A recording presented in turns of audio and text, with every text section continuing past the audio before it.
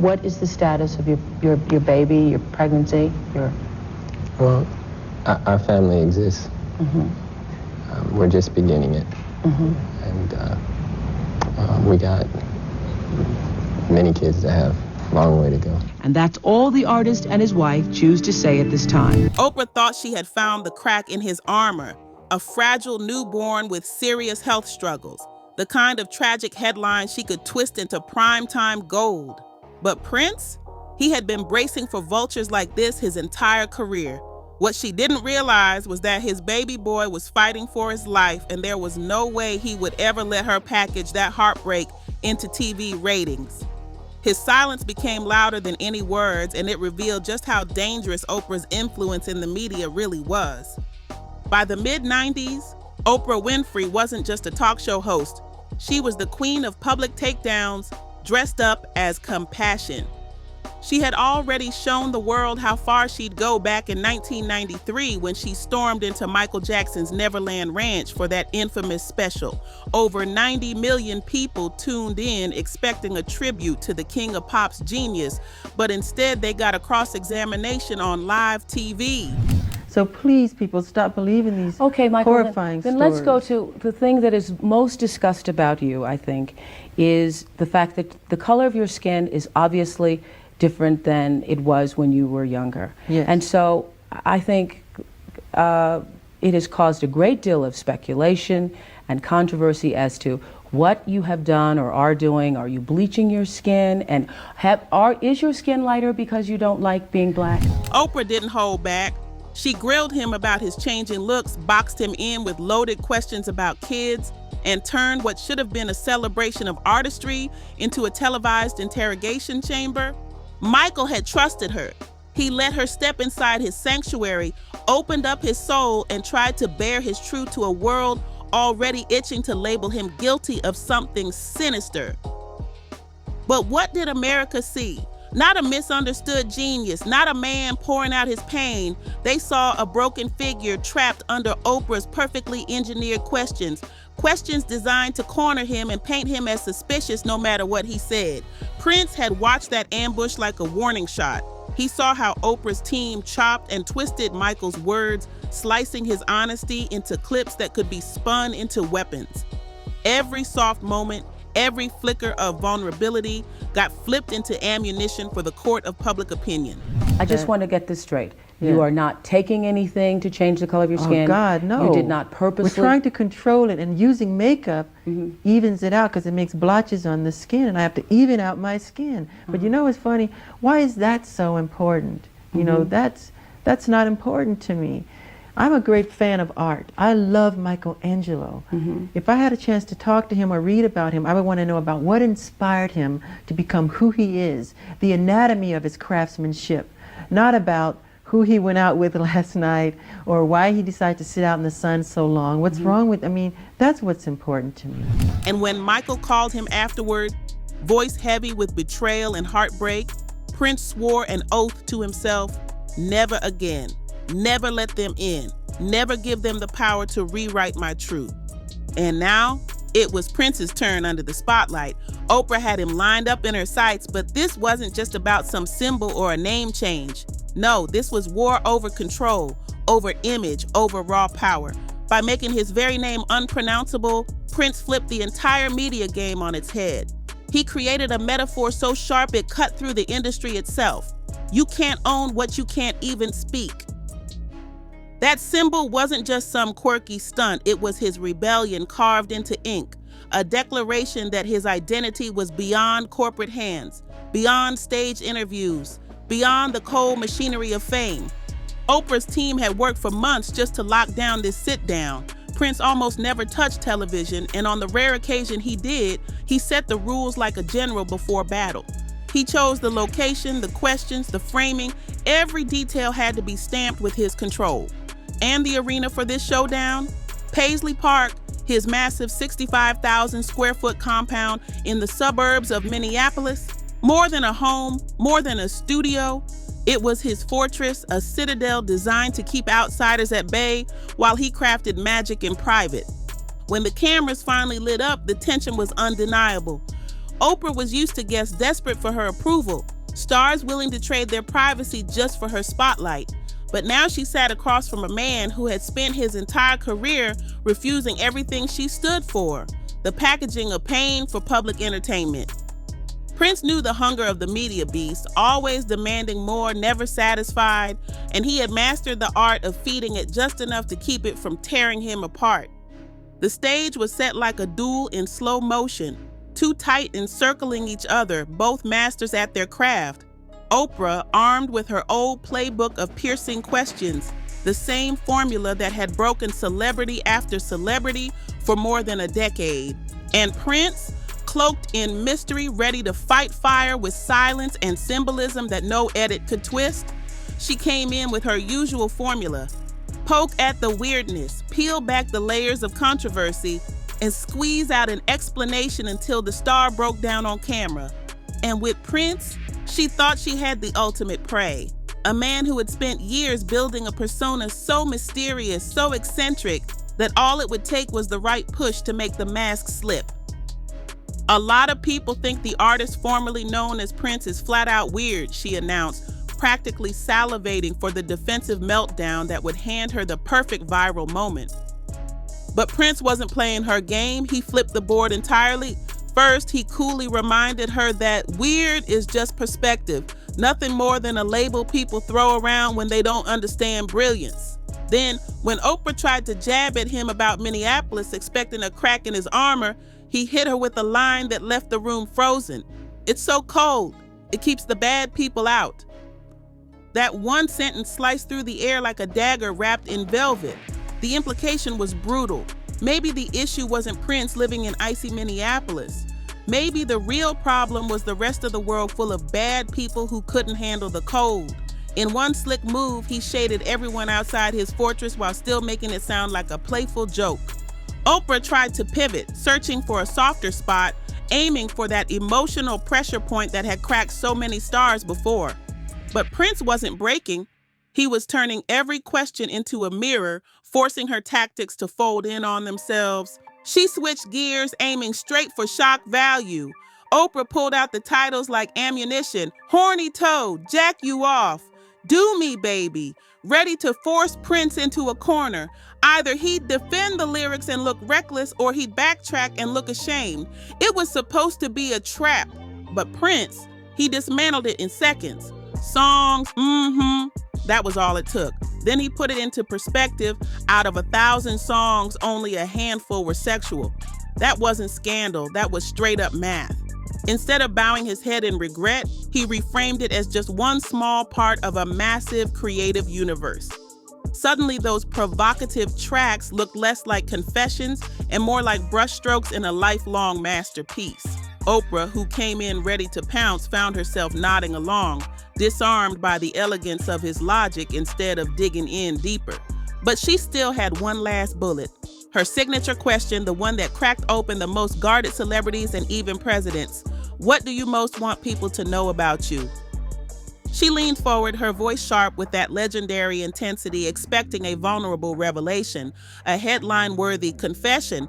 Prince delivered the opposite, a masterclass in saying nothing while sounding profound. If people wanted to believe he was strange, let them. He wasn't going to hand her the tearful soundbite. Instead, he gave her mystery dressed as an answer, leaving her with empty hands and a crowd still mesmerized by his control. Their opinions, not his burden to carry. Every single response from Prince was like a masterclass in deflection that never once felt defensive.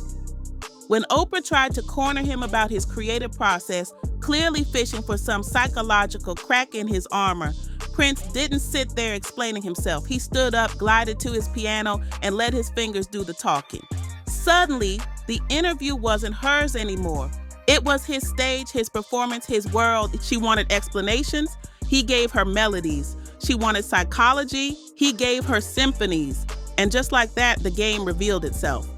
Prince wasn't dodging questions. He had switched the rules entirely.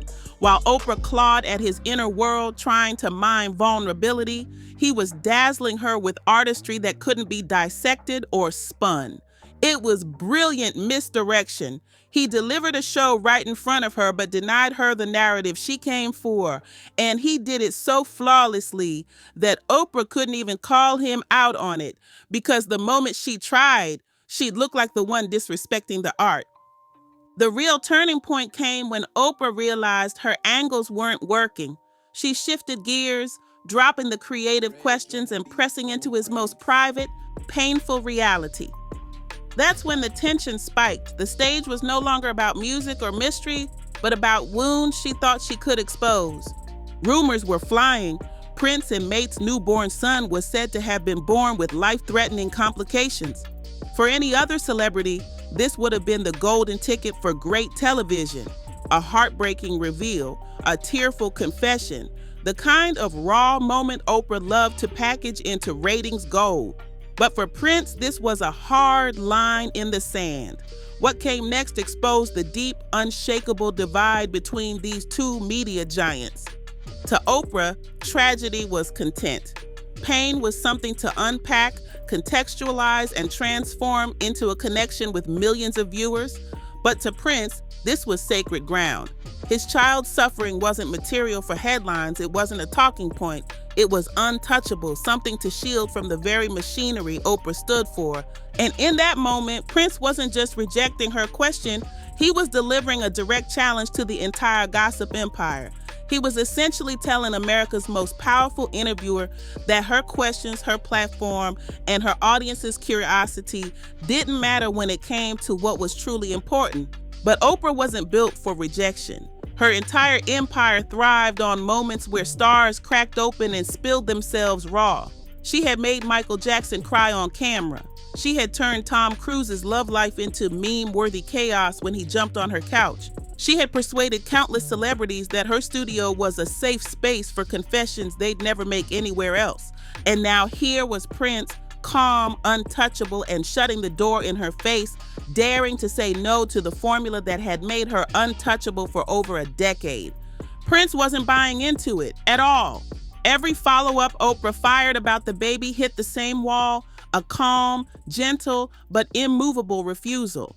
He wasn't rude, he wasn't flustered, he wasn't even defensive, he was simply untouchable. And the more she pressed, the clearer it became. She was facing something she almost never encountered, a celebrity who truly did not need what she was offering. This clash revealed a brutal truth about 1990s celebrity culture. Back then, even the biggest stars craved one thing: mainstream acceptance. They needed Oprah's platform to reach suburban living rooms, to be validated as more than just entertainers. Oprah was the gatekeeper to middle America's approval, and most celebrities bowed to that power. But Prince, he had already burned that bridge on purpose. He had his own label, his own studio, his own channels of distribution. He wasn't chasing Oprah's audience. He had built a direct line to his own fans, a loyal following that didn't require her blessing. That independence gave him a rare kind of strength, the ability to say no without fear of consequences. So when Oprah leaned in, trying to pry into his deepest personal tragedy, Prince could brush it off with grace. He didn't need her approval, her stage, or her audience to survive. And in that refusal, he exposed the weakness of the system itself, because the only weapon the media had was power over those who depended on them. Prince was outside of that cage, and that made him dangerous. Prince had already paid dearly for his independence. His legendary war with Warner Brothers nearly crushed his career, but in the end, he won the fight for control over his music. And after battling a corporation that massive, there was no way he was about to surrender his privacy just to win a television moment. The subtext of that Oprah interview was deeper than most viewers realized. Oprah stood for the new democratization of fame, the belief that if you were a star, you owed the public your whole self, your pain, your secrets, your soul. But Prince, he embodied the aristocracy of artistry, the idea that true genius doesn't have to explain itself to anyone, and that mystery is a right earned through talent. For him, art spoke louder than confession. He didn't need to spill his wounds to prove his relevance. That's why 1996 would mark the last time Prince ever sat across from Oprah on her stage, even as her show grew into one of the most powerful platforms in television history. That wasn't an accident. It was a choice, a deliberate refusal from a man who had measured the cost of mainstream media exposure and decided it simply wasn't worth the price. In the years after, the heartbreaking truth surfaced. Prince and mate's son, Amir, had been born with Pfeiffer syndrome, a rare genetic disorder affecting the skull and limbs. The little boy survived just 6 days before his body gave in to the complications. The grief tore through them both, so deep and unrelenting that it played a role in shattering their marriage. Behind all the symbolism, all the battles, all the mystery, there was raw tragedy, guarded fiercely by a father who refused to let the world turn it into a spectacle. What Oprah never realized was that Prince had already seen her rip someone he cared about to pieces. Just 3 years earlier, she staged one of the most infamous ambushes in television history, Michael Jackson's Neverland Ranch interview. It pulled in a jaw-dropping audience, but what the world watched wasn't a tribute to his genius. It was a character assassination dressed up as journalism. Prince saw how she boxed Michael in, grilling him about his changing face, hammering him about plastic surgery, even circling his friendships with children as if every question was a trap waiting to explode. What should have been a moment to celebrate artistry turned into a circus of humiliation. That interview was supposed to clear up the wildest rumors surrounding Michael. The claims that he wanted to be white, the bizarre story of him trying to buy the Elephant Man's bones, even whispers about some telepathic monkey. But Oprah didn't just clear the air, she stirred it up even more. Her questions weren't curious, they were loaded, often accusatory, planting seeds of suspicion instead of protecting the truth. She even pressed on his personal life in ways that made fans and family wonder if her goal wasn't to understand, but to destroy. Prince took notes that day. He learned from Michael's pain. So when Oprah's team eventually came calling, they didn't find a wide-eyed star eager for approval. They found a warrior already fortified against the machine. His Emancipation album wasn't only about breaking free from Warner Brothers, it was about cutting himself loose from the whole system that had turned his friend into tabloid bait. Every song on those 3 Emancipation discs carried a message. You can't own what you can't understand. But what Oprah couldn't possibly have known was the weight Prince was carrying behind his flawless composure. Beneath those calm deflections lived the most heartbreaking truth any parent could face. Just weeks before the interview, his son Amir had been born with Pfeiffer syndrome, a rare and devastating genetic condition. The baby was fragile, fighting for his life with odds stacked cruelly against him, and only 6 days after his birth, that tiny heartbeat Prince had once recorded as music would go silent forever. Yet in front of Oprah, he sat unshaken, guarding that sacred grief like a vault. He wasn't about to let his child's suffering become a daytime talking point or a ratings boost. Prince had already seen what happened when stars handed over their pain. Oprah didn't heal, she harvested. She didn't comfort, she exposed. Every tear turned into a clip. Every confession morphed into a headline. Vulnerability wasn't honored. It was consumed, chopped up, and sold by the media machine. He remembered Michael's shattered voice after the Neverland ambush, how his words had been edited, his explanations twisted, his honesty weaponized until the world saw weakness instead of truth. "Never again," Michael had whispered. "Never let them in." Prince carried that lesson like scripture, so when Oprah's question slid toward his family, he built a wall she couldn't climb. What she didn't see was that tragedy was unfolding in real time. As the cameras rolled inside Paisley Park, his son was slipping away in a hospital room that would never, ever be invaded by a documentary crew.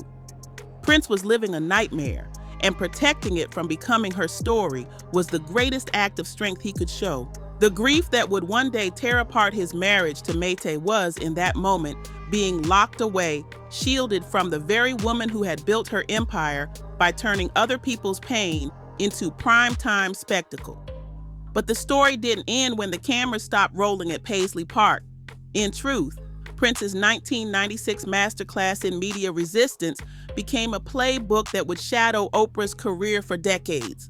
What she didn't realize was that her failure to break Prince had consequences. She hadn't just lost an interview, she had created a silent enemy, an enemy who had learned how to expose her tactics and who, in time, would stand against her most controversial move yet. Fast forward 23 years to 2019, when Oprah went after Michael Jackson's legacy with the explosive HBO documentary, Leaving Neverland. She believed she finally had the perfect weapon. Two men whose accusations could rewrite history. Oprah publicly aligned herself with the documentary, allegedly standing firm behind the accusers and using her own influence to amplify their claims. Immediately after the film aired, Oprah hosted a sit-down interview with the men, a special crafted to drive the message home, and she made sure the world knew her stance, telling director Dan Reed directly that in just a few hours, he had succeeded in capturing something she had been trying to spotlight for years. It was positioned as another breakthrough moment, another cultural flashpoint crafted under her brand. But what Oprah didn't count on was that ghosts from her past, including the lessons Prince had left behind, would resurface, reshaping how the public saw her role in the destruction of legacies. Oprah framed it as her defining crusade. She claimed that what she had been trying to unpack across 217 episodes of her talk show over 25 years had finally crystallized in this moment. I know people all over the world are going to be in an uproar, debating whether Michael Jackson did these things or not. Whether these two men are lying or not lying, she declared during the taping of the HBO special After Neverland, which aired immediately after the documentary. The show carried her name front and center, cementing her stamp of approval. She pushed the narrative further, but for me, this moment transcends Michael Jackson. It is much bigger than any one person. This is a moment in time that allows us to see this societal corruption. It's like a scourge on humanity, and it's happening right now. It's happening in families. The documentary itself featured Wade Robson and James Safechuck, who alleged that Jackson had repeatedly abused them when they were boys. Leaving Neverland premiered at Sundance to a firestorm of headlines before airing on HBO in two explosive parts, shaking the entertainment industry and sparking international outrage. But the backlash was immediate and vicious. The Jackson family filed a lawsuit against HBO, slamming the documentary as a smear job.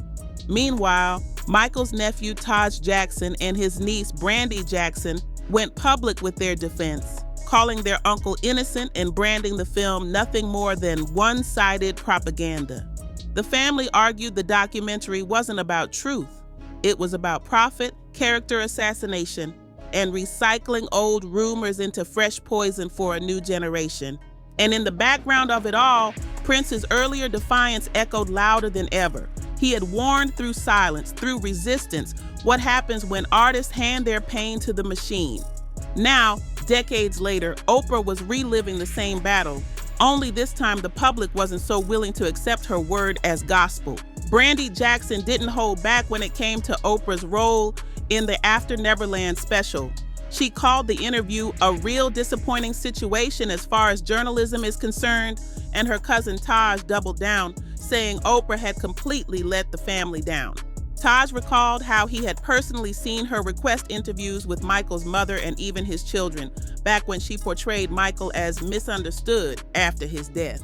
But now Taj said she was doing what she always did, whatever it took to keep the ratings alive.